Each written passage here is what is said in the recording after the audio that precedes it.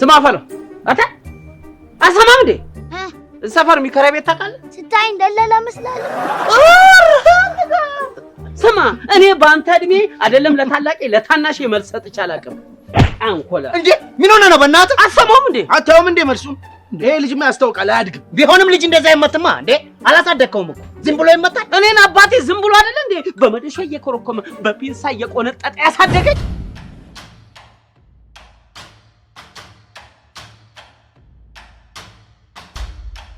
ኦራጥጋ ጭራሽ ተመለሰ መጣ። እርግብ ግቢትን በኮርኩም ብዬ እንደ ታይታኒክ መርከብ ነው እሺ ማሰምት እንዴ